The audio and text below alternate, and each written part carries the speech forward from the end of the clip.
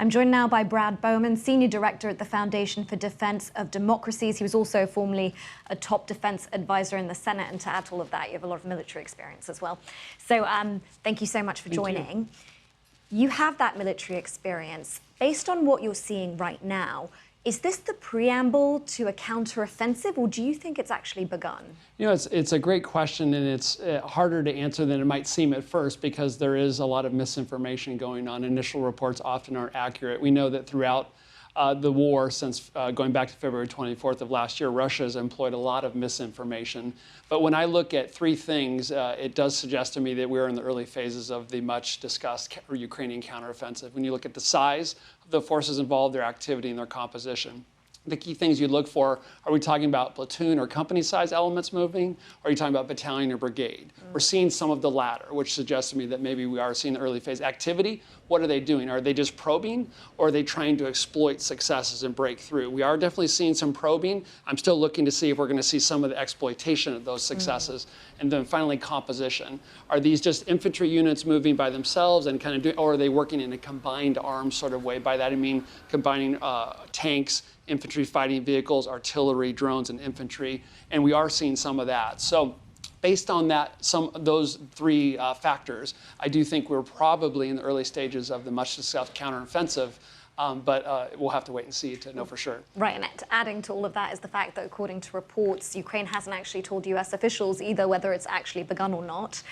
When it comes to international support, though, how important is it for Ukraine to show some success and gains here? I think it's very important. You know, for my part, I think American support for Ukraine is a wise investment and not charity. And so I think we should support them for as long as necessary. But the reality is, just from a political element, both for Americans and, dare I say, for Europeans, you know, we've provided billions of dollars, tens of billions of dollars in security assistance.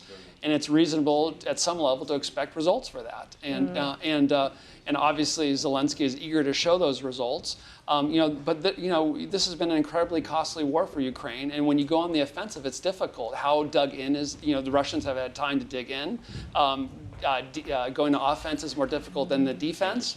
And so this is going to be difficult, and it may take a lot longer than people expect.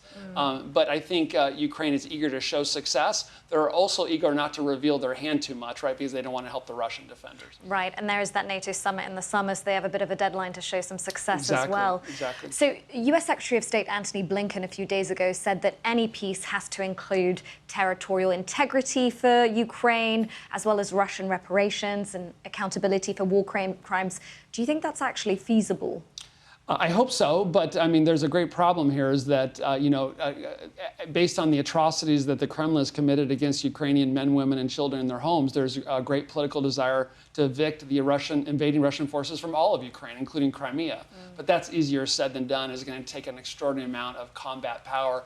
Anything less than that, I suspect, would be very politically unpopular in Ukraine. And so I wish Ukraine success, but I do fear and do worry that this will be a long haul. But if they can get some initial successes and you have Russian forces starting to retreat, given the poor command and control that we've seen among Russian forces, stopping a retreat is a very difficult thing. So you could see kind of one thing leading to another, and you could see Russian forces collapsing in some place. I'm not predicting that, but that's the dynamic that could evolve if you could have some of these combined arms exploiting success and finding weak spots in the Russian defensive line. Right.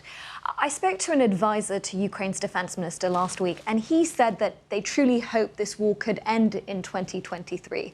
Looking at what's going on, do you think that is possible? I hope so. You know, here's the thing that I don't think we can say too much. This war could end tomorrow if Vladimir Putin has his invading Russian forces leave. I mean, this is, in your report you showed now he's trying to incorporate religious symbols and that sort of thing.